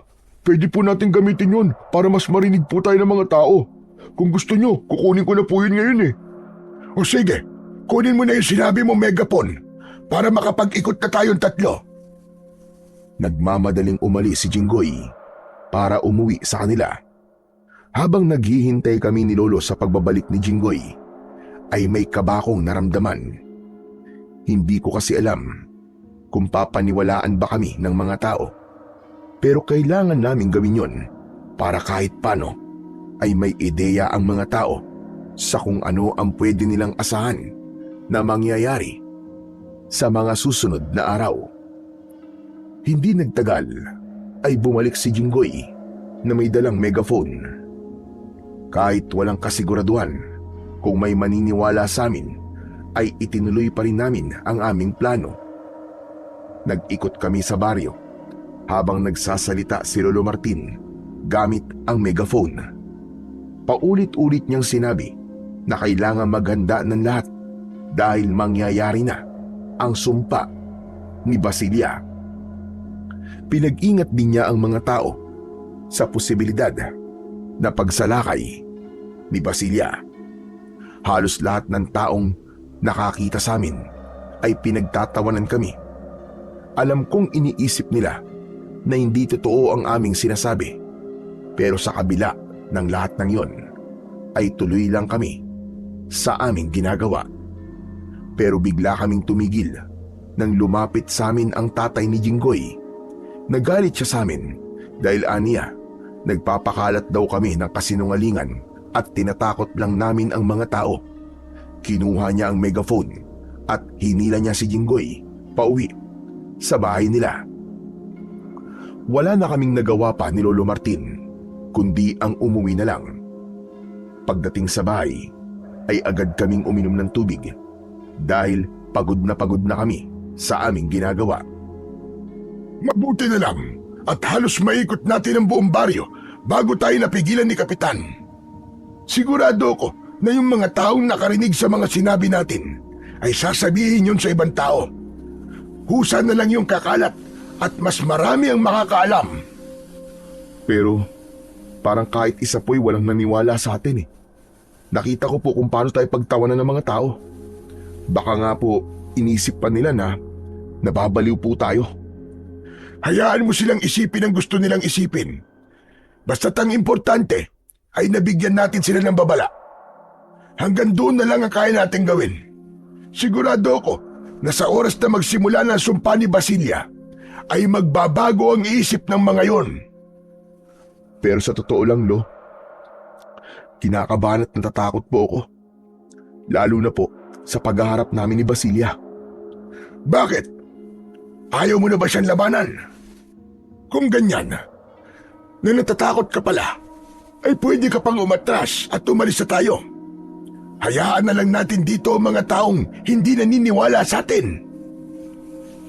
Hindi po porke natatakot ako ay aatras na po ako. Sinabi ko na po sa inyo na ito lang po ang paraan na naisip ko para magbago po ang tingin ng mga tao sa amin ni Tatay. Alam mo, Emilio, minsan ay hindi mo kailangang isipin ang sinasabi ng mga tao sa'yo. Lalo na at alam mo sa sarili mo na wala ka naman talagang ginagawang mali. Wala kang dapat patunayan sa kanila. Kung meron man tao na may dapat kang patunayan, ay yun ang sarili mo. May mga tao kasi na kahit na ano pang gawin mo, kahit na anong kabutihan ang ipakita mo sa kanila, ay mananatiling nakatatak sa isip nila ang imahe mo na gusto nilang makita sa iyo. Siguro naman ay nakukuha mo ang ibig ko sabihin. Naiintindihan ko naman po ang sinabi niyo, Lo. Pero gusto ko po talaga itong gawin eh. Kung pagkatapos po nito at ganun pa rin ang tingin nila sa amin ni Tatay, wala na po akong magagawa. Ang mahalaga po ay may ginawa ako para sa kanila. At ayoko rin po na aalis ako sa lugar na to na naghihirap sila nang dahil sa sumpa ni Basilia. Natutuwa ako sa iyo, Apo. Ngayon pa lang ay ipinagmamalaki na kita. Talagang ang napakaganda ng pagpapalaki sa iyo ng nanay at tatay mo. Napangiti ako sa sinabing yon ni Lolo Martin. Nang sandaling yon ay walang ibang nasa isip ko kundi ang iligtas ang aming baryo mula sa sumpa ni Basilia at kay Basilia mismo. Bagaman at may takot sa dibdib ko, ay buo pa rin ang loob kong gawin ang dapat kong gawin. Sa mga sumunod na araw ay mas naging puspusan ang pagsasanay namin ni Lolo sa aking pakikipaglaban. May mga pagkakataon na kahit mag-isa ko ay nagsasanay pa rin ako. Alam ko kasi na matanda na si Lolo kaya madali na siyang mapagod, kaya kung minsan ay hindi ko na siya inaabala. Hanggang sa dumating ang araw na naramdaman ko na yung sinabi ni Jinggoy. Naging mabigat sa pakiramdam ang hangin at walang nakapaghanda ng isang misteryosong sakit ang tumama sa ilang mga tao sa aming baryo. Nagkaroon sila ng mataas na lagnat at tinubuan sila ng maliliit na sugat sa kanilang katawan. Hindi pa ron natapos ang lahat. Kahit tag-araw ay isang napakalakas na bagyo ang walang babala na dumating. Maraming bahay ang nawasak dahil sa bagyong yon. Hindi pa nga nakakabangon ng lahat ay isa pang unos ang dumating. Napeste ang halos lahat ng pananim. Natuyo ang lupa at maraming pananim ang namatay at hindi na napakinabangan. Isang hapon, nagpunta si Jinggoy sa bahay para makapag-usap kami kasama si Lolo Martin. Sa loob ng bahay kami nag-usap dahil nasabi noon sa amin ni Jinggoy na pinagbawalan siya ng tatay niya na makipag-usap na sa amin ni Lolo. Butit pinayagan ka ni Kapitan na pumunta rito. Hindi niya ako pinayagan. Hindi ko naman sinabi sa kanya na dito ako pupunta eh. Ang sabi ko, ay sa kaibigan ko sa kabilang baryo ako pupunta. Sigurado ako na sa mga sandaling ito ay naiisip na ng mga tao na tama tayo. Pero hindi lang nila yon matanggap. Sa tingin ko'y tama po kayo, Mang Martin. Narinig ko po kasi na nagkukumpulan yung mga tao nung isang araw. Pinag-uusapan po nila yung sunod-sunod na nangyayari dito sa baryo natin. Yung pagkalat ng sakit, yung bagyo, tapos ngayon naman po yung pagkapeste po ng mga pananim. Talagang matindi pala ang sumpa ni Basilia. Hindi ko inaasahan na ganito ang mangyayari sa lugar na ito. Gusto niyang pahirapan ang mga tao rito ng gusto. Iba talaga kung gumanti ang isang aswang na mangkukulam dahil meron silang kaalaman sa kapangyarihang itim. Sa tingin niyo po ba, may mga susunod pa pong mangyayari? Hindi ko alam. Pero sigurado ako na nandito na sa baryo si Basilia. Sigurado ako na nakikita niya ang paghihirap ng mga tao rito ngayon at kung nasan man siya ay paniguradong napakasaya niya dahil nangyayari na ang kanyang sumpa. Kung ganun, ay kailangan ko na pong simulan ng pagganap kay Basilia para mapatay ko na po siya. Hindi po ba, hanggat buhay po siya, ay hindi matatapos ang pagkalat ng sakit dito sa ating baryo at patuloy na pepestehin ang mga pananim. Hindi rin po tayo sigurado kung baka sa mga susunod na araw ay may dumating na namang bagyo. Kaya't dapat na siyang mamatay. Tama ka, Apo. Pero handa ka na bang makaharap si Basilia? Oo naman po, Lolo Martin. Medyo matagal-tagal na rin po tayo nagsasanay. At sa tingin ko po, ay natutunan ko na sa inyo ang mga dapat kong matutunan. Mabuti kung ganon. Kung hindi nga lang mahina ang katawan ko, ay tutulungan kita sa pakikipaglaban mo. Ako rin. Suntukan lang kasi ang alam ko. Pero kapag aswang na, eh hindi ko kaya yun. Ayos lang. Kaya nga ako nagsanay eh. Para kapag naglaban kami ni Basilia, ay alam ko na kaya ko siyang talunin. Pero sa totoo lang, naaawa talaga ako sa mga taong may sakit dito sa atin eh. Lalo na sa mga bata at matatanda. Kaya nga, wala naman tayong magagawa pagdating sa bagay na yon. Ako po meron. Nung umalis po kayo rito ay tinuruan po ko ni tatay sa panggagamot. Nung nakaraang buwan po, ay nagsimula na akong maggamot sa ibang lugar. Hindi ko po kasi magawa yun dito kasi wala pong tiwala sa akin ng mga tao eh. Pero sa tingin ko, sa kalagayan ng mga taong may sakit dito, ay wala na silang magagawa kundi ang magpagamot sa akin. Sa tingin mo ba, ay kaya mong pagsabayin ang paghanap kay Basilia at ang panggagamot mo? Oo naman po. Sa gabi ko po gagawin ang paghanap kay Basilia. Sa umaga naman po ang panggagamot. Wala rin naman po akong trabaho sa ngayon sa taniman ng palay. Dahil pati po yun ay napeste. Kung ganon, ay tutulungan na lang kita sa paghanap kay Basilia sa gabi. Mas madali natin siya makikita kung dalawa tayong maghanap sa kanya. Sigurado ako na nasa paligid lang siya at naghihintay siya ng tamang pagkakataon para sumalakay. Bakit dalawa lang kayo? Tatlo tayo. Sasama rin ako sa inyo sa paghanap sa aswang na mangkukulam na yun. Kahit tatlo lang kami, pakiramdam ko ay sapat na yon para magtagumpay kami sa aming misyon. Mas lumakas din ang loob ko dahil alam ko na hindi ako mag-isa sa hangarin kong iligtas ang aming baryo. Kinabukasan ay mag-isa akong nagbaybay. Kinausap ko ang mga taong tinamaan ng kumakalat na sakit na kung handa silang magpagamot sa akin ay magpunta lang sila sa bahay namin at susubukan ko silang gamutin. Ngunit kahit isa ay walang nagsabi na magpapagamot sila sa akin, kaya naisip ko na wala pa ring may tiwala sa kakayahan ko bilang manggagamot. Nang umuwi ako ay bagsak ang balikat ko. Inabutan ako ni Lolo Martin ng isang baso ng tubig na agad ko namang ininom. O ano iyo? Kumusta ang lakad mo? Hindi po maganda, Lo. Paano hindi maganda? Pakiramdam ko po wala pong gustong magpagamot sa akin. Aba, paano mo naman nasabi yan? Lahat po ng kinausap ko hindi nagsalita. Tapos, kung tignan nila ako, ay para bang nagbibiro lang ako. Talagang kahit may sakit na po sila, hindi pa rin nila pipiliin na magpagamot sa akin. Hindi na nga po talaga siguro mabubura sa isip nila yung nangyari noon. Akala po siguro nila, porke nawala ng kakayahan si tatay na manggamot, ay hindi ko rin kayang magpagaling ng sakit. Ay nako, hayaan mo sila. Kung ayaw nilang maniwala sa iyong kakayahan, ay hindi naman ikaw ang mawawalan kundi sila. Ang mahalaga ay nag-alok ka pa rin ng tulong sa kanila. Sa gitna ng pag-uusap namin ni Lolo Martin, ay may narinig kaming boses ng isang babae mula sa labas.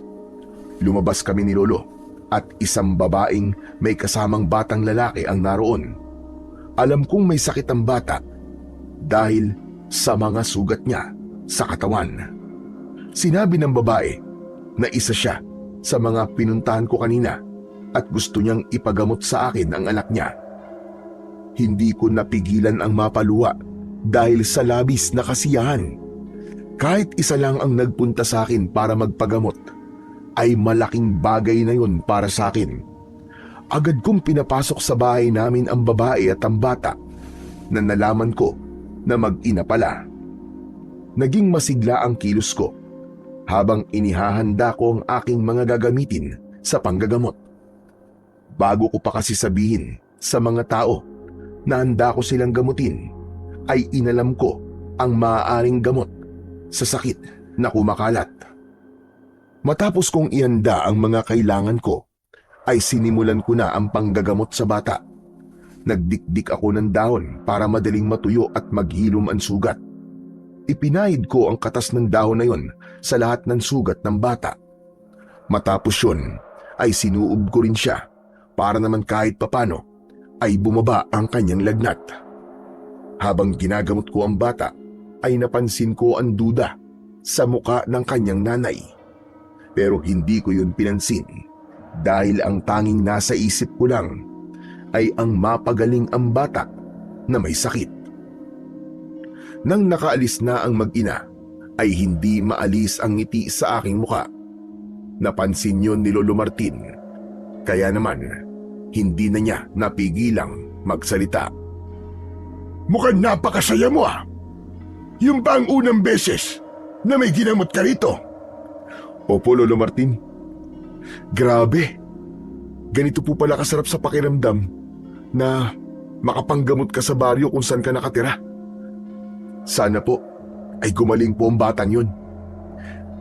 Kapag nangyari yon at may ibang nakaalam, sigurado ako na dadagsain ka ng mga taong may sakit dito. Sana nga po, Lolo Martin. Magdilang anghel kayo. At yun na nga. Tila nga nagdilang anghel si Lolo Martin dahil makalipas lamang ang isang araw ay masayang bumalik sa bahay yung nanay ng batang ginamot ko. Nagpasalamat siya sa akin dahil aniya natutuyo na ang sugat ng kanyang anak at nawala na rin ang lagnat ng bata. Alam ko na pinagsabi ng babae na yon ang ginawa ko sa kanyang anak dahil ng sumunod na araw ay may ilang nagpunta sa bahay para magpagamot sa akin. May iba na gustong magbayad sa akin pero hindi ko tinanggap. Sinabi ko sa kanila na libre lamang ang aking panggagamot. Alam ko kasi na lahat kami ay nakakaranas ng paghihirap dahil sa sumpa ni Basilia.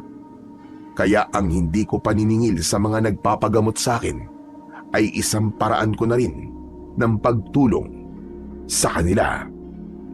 Simula noon ay nangyari na yung sinabi ko na sa umaga ay nanggagamot ako at sa gabi ay hinahanap ko si Basilia. Tinupad din ni Lolo Martin at Jinggoy ang sinabi nila dahil hindi nila hinayaan na mag-isa ako sa pag-iikot sa aming baryo tuwing gabi.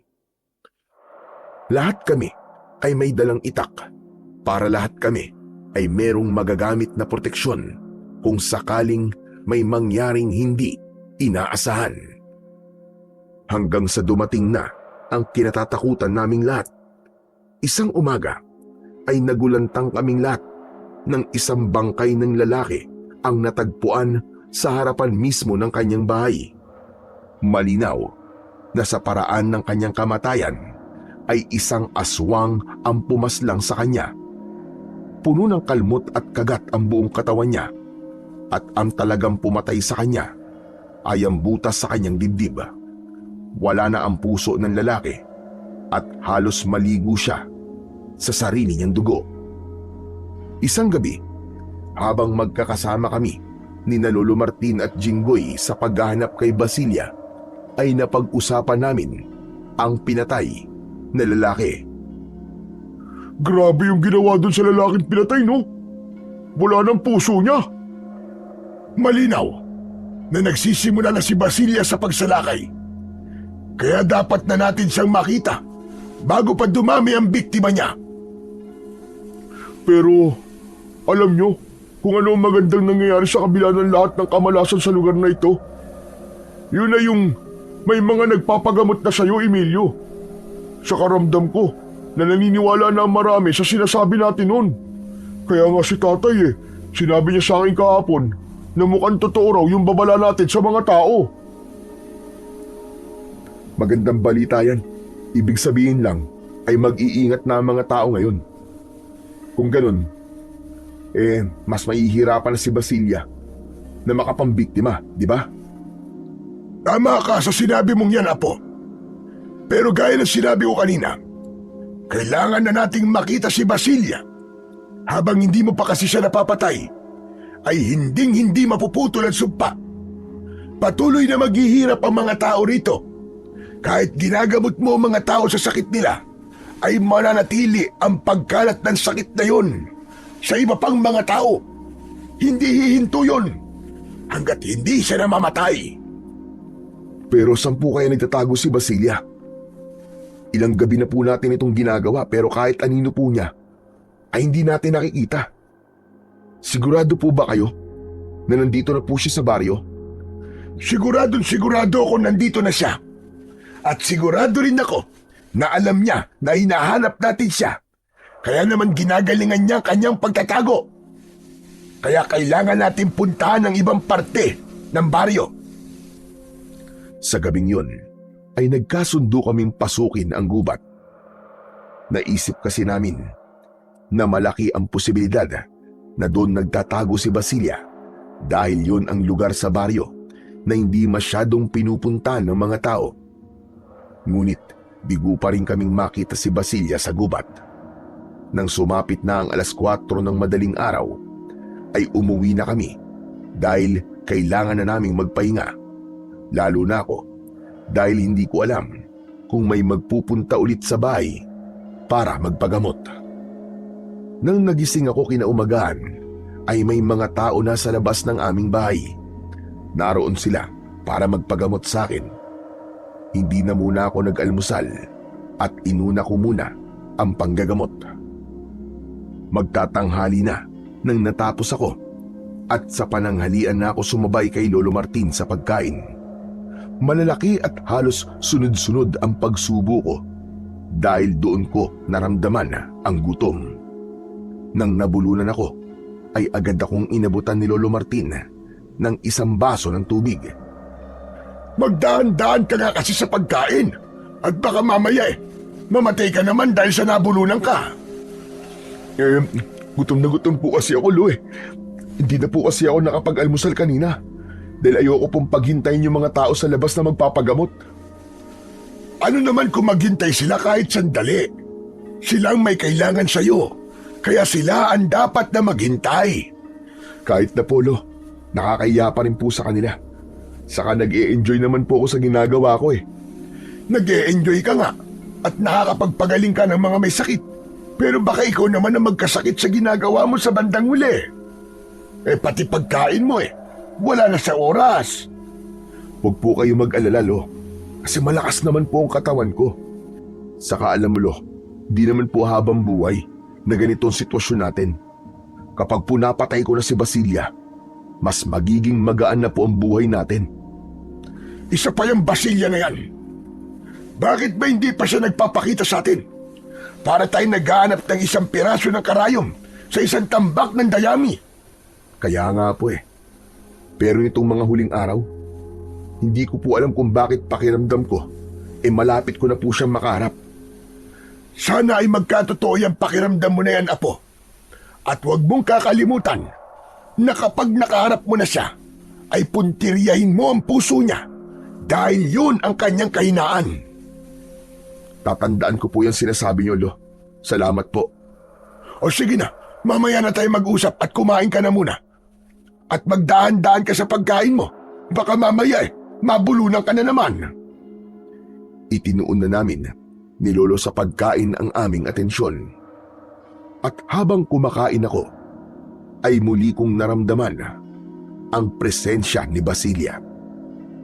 Pakiramdam ko ng mga sandaling yon ay talagang nasa paligid lang namin siya at naririnig at nakikita niya ang lahat ng nangyayari sa baryong yon. Pagsapit ng gabi, gaya ng nakasanayan, ay naghanda na kami ni Lolo Martin at Jinggoy para sa paghahanap sa mangkukulam na aswang na si Basilia. Sandali nga! Hinasaan niyo bang mabuti ang mga itak niyo? Mabuti ng sigurado. Oo naman po. Araw-araw ko nga po yatang hinahasa ang itak kong to, Mang Martin eh. Mabuti naman kung ganon. O siya, sige. Kung wala na kayong gagawin ay tara na. Umalis na tayo at ipagdasal natin sa Panginoong Diyos na sana ngayong gabi ay makita na natin si Basilia para matapos na ang lahat ng kapestiyang ito. Magkakasama kaming lumabas ng bahay at pare-pareho kaming natigilan ng isang matandang babae ang nakita naming nakatayo sa harap ng aming bahay. May nakasaklob na itim na belo sa ulo niya. Nakabalot ang katawan niya ng isang malaking itim na tela na parabang meron siyang itinatago na kung ano. Magandang gabi sa inyo. Dito ba nakatira yung magaling na maggagamot na si Emilio? Ako nga po yun. Magpapagamot po ba kayo, Lola? Malamang. Kaya nga ako nandito sa iyo. Mangyaring bumalik na lang po kayo bukas ng umaga. May importante po kasi kaming gagawin ngayong gabi. Hindi maaari. Malayo pa ang pinanggalingan ko at ginabi na nga ako sa pagpunta rito. Yung sakit na kumakalat sa lugar na ito, meron din ako noon. Lo, sige na ho. Mauna na po kayo ni Jinggoy. Susunod na lang po ako sa inyo. Gagamutin ko lang sandali si Lola. Mabilis lang naman po to siguro. O sige, Apo. Sundan mo na lang kami sa gubat. Dahil susubukan ulit naming hanapin doon si Basilia. O ano, Jinggoy? Tara na. Apo, maiwan ka na namin. At sumunod ka sa amin, ha? Opo. Magkakasamang umalis sina Jinggoy at Lolo Martin. Habang ako naman ay naiwan kasama ang matandang babae. Inaya ko siyang pumasok sa bahay namin. Nauna ako habang nakasunod naman siya sa akin. Sinindihan ko ang gasera at pinaupo ko siya. Dahil sinabi niya na meron siya ng kagaya ng sakit na kumakalat sa aming baryo, ay alam ko na kagad kung ano ang mga ihahanda kong gamot. Habang dinidikdik ko ang halamang gamot sa tabi ng matandang babae, ay bigla siyang nagsalita. Sandali lamang, iho.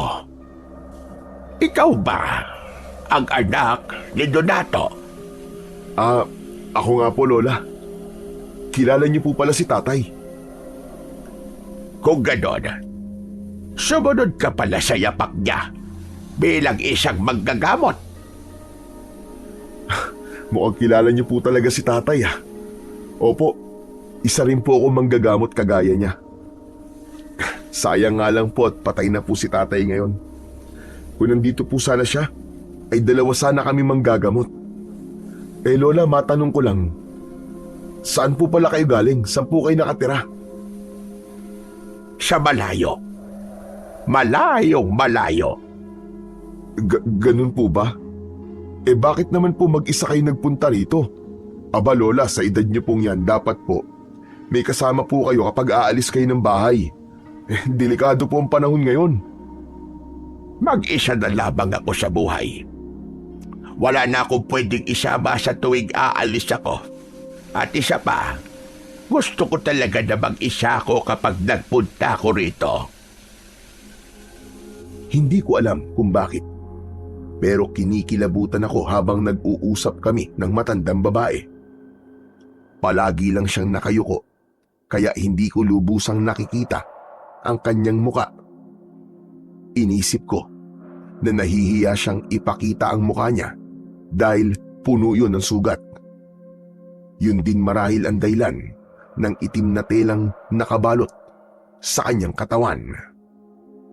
Lola, tapos ko na pong gawin tong gamot. Pwede niyo na pong alisin ang belo niyo at yung tela po na nakabalot po sa katawan niyo. Walang imik na inalis ng matandang babae ang kanyang belo. Isinunod niya ang itim na tela sa kanyang katawan. Hindi ko ipinalata, pero nagulat ako dahil wala siyang sugat kahit isa sa kanyang katawan. Ngunit kapansin-pansin na tila sunog ang buong katawan niya at matagal na yung naghilom. Teka, hindi po ba ang sabi niyo sa akin kanina ang sakit niyo po ay kagaya ng sakit na kumakalat dito sa baryo namin? Bakit ganun po? Parang wala naman kayong sugat. Kagaya ka lang ng iyong ama. Parehas kayong pakialamero. Ang tatay mo, siya ang dahilan kung bakit inakala ng mga tao na ako ang aswang na pumapatay noon dito. Kahit ang totoo naman, ay wala akong kinalaman sa bagay na yon. Tapos ikaw naman, nakikialam ka sa pagkalat ng sakit sa baryong ito sa pamamagitan ng paggagamot mo. Sa sinabing ng matandang babae ay napagtanto ko kung sino siya. Mas lalo akong kinilabutan nang malaman ko na si Basilia ang nasa aking harapan. Malinaw na siya yun dahil base sa kwento ni Lolo Martin ay sinunog ng mga tao ang bahay ni Basilia habang naroroon ito sa loob. Yun ang dahilan kung bakit sunog ang buong katawan ng matandang babae na nasa aking harapan. Basilia? Ikaw ba yan? Ang dapat sa mga kagaya mo ay pinapatay. Teka sandali, makinig ka sa akin. Alisin mo na ang sumpa sa lugar na to. Matagal nang nangyari ang kasalanan ng mga tao sa iyo, Basilia. Yung mga taong may kasalanan sa iyo, karamihan sa kanila, patay na. At yung iba wala na rito. Wala akong pakialam. Galit na galit ako sa lugar na ito. Puot na puot ako sa lahat ng mga tao rito. At hindi ako titigil hanggat hindi nauubos ang lahat ng mga tao rito. Sa isang kisap mata, ay nagbago ng anyo si Basilia at tuluyan na siyang naging aswang. Humaba ang kanyang mga kuko. Nagkaroon siya ng matutulis na pangil at nanlilisik ang kanyang malalaki at mapupulang mata. Mabilis akong tumayo, pero mas mabilis si Basilia. Sinunggaban niya ako at nang napahiga ako sa sahig, ay sinubukan niya akong kalmutin gamit ang kanyang mga kuko. Pero agad ko namang nahawakan ang mga kamay niya. Nakipagpambuno ako sa kanya. Ginamit ko ang lahat ng lakas ko para pigilan ang kanyang pag-atake. Tumigil ka na, Basilia! Tama na! Lumayo ka na lang! At kalimutan mo na lang ang lahat! Madaling sabihin para sa iyo ang bagay na yan dahil hindi mo pinagdaanan ang lahat ng pinagdaanan kong hirap at sakit. Papatayin kita gaya ng gagawin ko sa lahat ng taong nakatira sa lugar na ito. Hindi ako papayag na magtagumpay ka! Ibinuhos ko ang lahat ng lakas ko at nagawa kong ibalibag si Basilia sa aking kaliwa. Mabilis akong tumakbo papunta sa kusina dahil doon ko iniwan ang itak ko. Kukunin ko na sana ang itak, pero hinawakan naman ni Basilia ang balikat ko mula sa aking likuran. Hinablot ko ang asin na nakalagay sa garapon. Binuksan ko yon at pagharap ko sa kanya ay isinaboy ko sa mukha niya ang asin. Nalapnos ang mukha ni Basilia at galit na galit siyang sumigaw. Walang hiya ka! Papatayin kita! Sa wakas ay nakuha ko na ang itak. Buong puwersa kong itinagayon sa balikat ng aswang na si Basilia. Matapos yun ay mabilis siyang tumakbo palabas ng bahay. Sinundan ko siya. Tatakas sana siya. Pero biglang dumating naman sina Lolo Martin at Jinggoy at hinarangan nila ang aswang. Basilia! Sa wakas nagpakita ka na rin, demonyo ka! Wala ka ng kawala ngayon! Kailangan mo mamatay para maputol na ang sumpa! Hindi ako papayag na mapatay niyo ako. Dapat lamang na habang buhay na magdusa ang lahat ng taong nakatira sa baryong ikaw. Napakatagal kong naghintay na mangyari ito at hindi ako papayag na matatapos lang ito ng mabilis. Mula sa likod ni Basilia ay inatake ko siya. Walang pagdadalawang isip na itinarak ko ang itak sa likod niya. Paghugot ko ng itak ay humarap siya sa akin. Susunggaban niya sana ako, pero naging maagap naman ako. Itinapat ko sa kanyang itak at pagsugod niya ay sakto na bumaon ng itak ko sa kanyang leeg. Bumulwak ang dugo mula sa bibig ng aswang hanggang sa bumagsak siya sa lupa. Titig na titig si Basilia sa akin habang unti-unti siyang binabawian ng buhay. Gaya ng sinabi ni Lolo Martin, ay ibinaon ko ng ubod diin ang itak sa tapat ng kanyang puso at doon na siya tuluyang binawian ng buhay. Lumapit sina Jinggoy at Lolo Martin sa akin. Akmang tatagain pa sana ni Jinggoy si Basilia, pero pinigilan na siya ni Lolo Martin. Huwag mo akong pigilan, Mang Martin! Kailangan kong patayin ang hayop na aswang na yan! Masyado siyang maraming pinahirapan dito! Tama na! Tama na, Jinggoy! Tumigil ka na! Wala na! Patay na siya! Patay na si Basilia! Hindi mo ba nakitang hindi na siya gumagalaw? Ha? Talaga ba? Patay na ba talaga siya? Nakita mo namang nasaksak sa leg at puso, hindi ba? Sa tingin mo ba, ay mabubuhay pa yan?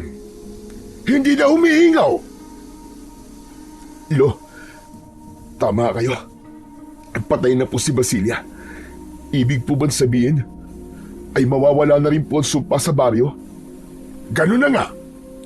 At ikaw ang dahilan kung bakit makakalaya na ang baryong ito mula sa sumpa ni Basilia. Sandali. Abay, bakit parang ang lungkot mo naman? Hindi ba dapat ay masaya ka dahil nagtagumpay kang patayin si Basilia? Ewan ko, Lo. Pero hindi ko magawang maging masaya ng lubusan. Alam ko kasi na kaya nagawa ni Basilia ang lahat ng yun dahil sa malaking kasalanan ng baryong to sa kanya. Nang dahil sa maling akala, ay nagkaroon siya ng matinding galit sa kanyang puso. Naiintindihan ko nararamdaman mo iyo. Pero kailangan mawala ni Basilia. Dahil ang kapalit naman nun ay ang pagsalba sa buhay ng mas nakakarami. At sana, kung nasaan man si Basilia ngayon, ay mahanap na niya ang pagpapatawad sa kanyang puso. Lalo na sa iyong ama. Isang malalim na paghinga ang aking pinakawalan. Tumingala ako sa langit at alam ko na lahat ng nangyari sa gabing yon ay nakita ni Tatay. Alam ko rin na kung nasan man siya, ay masaya siya dahil malaya na sa sumpa ni Basilia ang aming baryo. Simula noon ay nagbago na ang tingin ng mga tao sa akin. Marami ang lumapit sa akin upang humingi ng tawad. Tinanggap ko ang paghingi nila ng tawad nang walang sama ng loob. Pero itinuloy ko pa rin ang napag-usapan namin ni Lolo Martin na pagsama ko sa kanya sa Maynila. Panatag ang loob kong umalis dahil alam kong ligtas na ang mga tao sa aming baryo at wala nang babalik na panganib. Pinag-aral ako ni Tita Mayengko sa kolehiyo at makalipas lamang ang ilang taon ay naging isa na akong ganap na nurse. Paminsan-minsan ay umuuwi pa rin ako sa baryo para magbakasyon at bisitahin ang aming bahay. Sa lahat ng nangyari, natutunan ko kung gaano kalaki ang nagagawa ng galit at puot sa puso ng isang tao. Kaya pinili kong manatiling mabuti at hindi agad manghusga ng kapwa dahil madalas ang panghuhusga ang nagtatanim ng sugat at dilim sa puso ng taong hinuhusgahan. Mas pinili kong umunawa, makinig at tumulong dahil yun ang paraan para hindi na maulit ang sumpa na minsan bumalot sa aming baryo. Hanggang dito na lamang po ang aking kwento. Maraming salamat po sa inyong pagbibigay ng buhay sa aking kwento. At sana po, marami po ang natutunan ninyong aral. Hanggang sa muli at pagpalain po nawa kayo ng puong may kapal.